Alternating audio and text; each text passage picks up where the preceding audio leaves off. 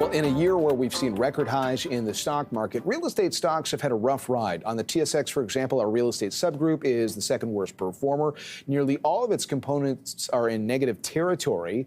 But could the mood change? For example, the Bank of Canada just cut interest rates for the first time in 4 years. That could be a theme to watch in the sector. A reminder as well, we do have record population growth, which could keep long-term demand in place for housing.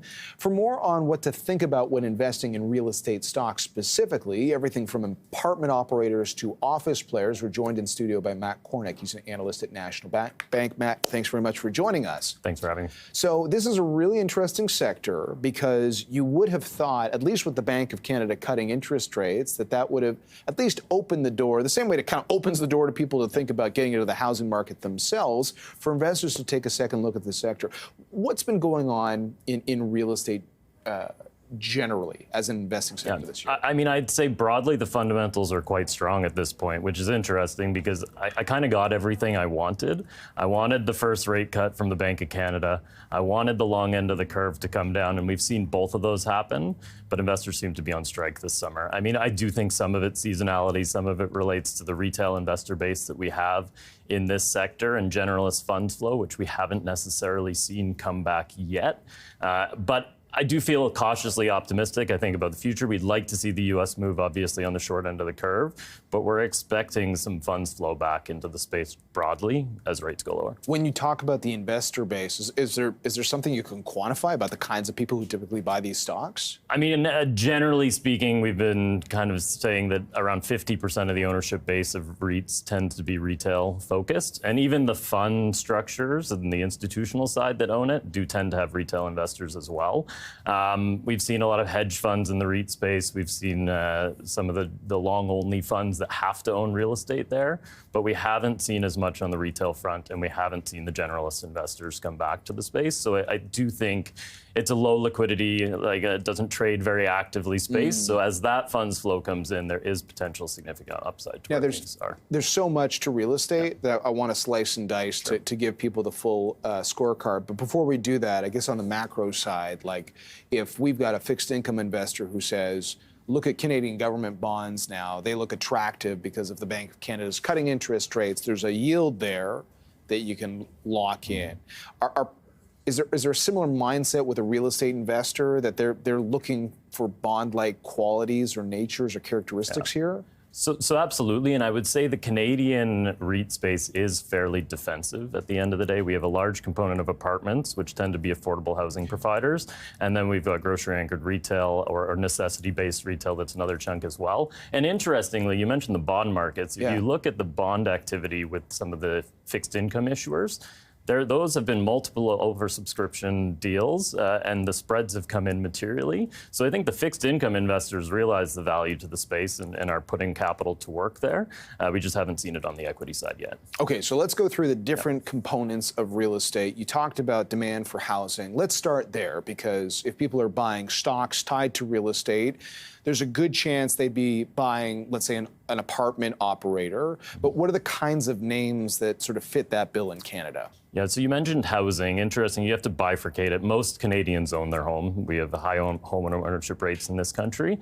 But we've seen an increasing trend of people renting because home ownership has gotten so expensive. And I will say the Canadian REITs tend to own, as I mentioned, affordable housing. So our favorite picks right now are something like a CAP REIT or a Killam. CAP is geographically diversified. It trades at a higher than normal implied cap rate right now, and it's very defensive. It did exceptionally well during the pandemic. It did exceptionally well during the financial crisis. So we think it also, as a large cap member of the TSX 60, will get some of that funds flow that I mentioned. So the upside to that stock in particular, we think, is quite substantial. Killam is a geographic play. You are seeing people leave the cities and move to kind of secondary markets, including Atlantic Canada. We think that's a permanent shift, and that name is very cheap relative to its peers. So we like Killam as well. Okay, Killam and CAP REIT. And you said cap rate and cap cap REIT. So just for those who are curious Fair. about a cap rate, why is that important? So cap rate, call it as an unlevered yield at the end of the day on these assets. So it's the best way to kind of look at relative portfolios. And we tend to benchmark that against financing costs. So if you look at cost of a CMHC insured mortgage today is probably 4.25%. And these are now trading in the mid to high 5% cap rate. So you're getting a positive spread to the cost of financing, which we like to see. Rewind 6 months ago when rates were quite high, you actually had the opposite. You had a negative correlation. So again, at this point, we think they're attractively or more attractively valued. Okay, going to another component of REITs, maybe a little bit more tied to the health of the consumer. We often talk about businesses that operate things like the real estate associated with malls or shopping properties. How's it going there? So retail, you have to, again, bifurcate what is owned by the public companies. There is one enclosed mall entity, which we think is attractive. It's Primaris, but they tend to be, the valuation is what's attractive and the balance sheet is good. But the vast majority of what is owned by the public REITs is necessity-based or grocery anchored. So the name that we like in particular there is First Capital. There's a few things going on. It is primarily grocery anchored. It's not related to a specific grocer. So it's got more flexibility in terms of what it can do in its portfolio. And historically, they bought the best sites. So retailers needed to be where they were at. And these properties are also smaller, so they're easier to sell in this environment where institutional investors are still absent and there's more private, small investors.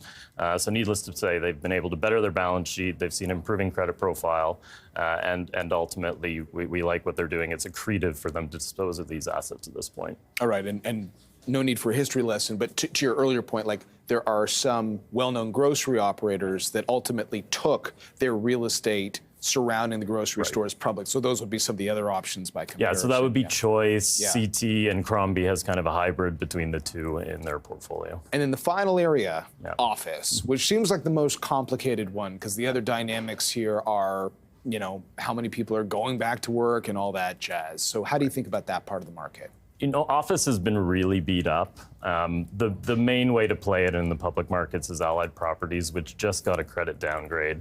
We do think there's a lot of optionality to that portfolio. It sits on some of the best land in downtown Toronto, Montreal, Vancouver, and Calgary. So I think it's a little early. The fundamentals are still troughing there, and we're expecting Toronto still to be challenging in the core. But it owns a unique product. We're not as worried about the balance sheet as maybe the market is. And we do think if management starts to kind of move around the edges of the portfolio and trim, that they'll improve the balance sheet and the valuation is somewhat compelling at this point. But wait and see on that one. Wait and see. Okay, Matt.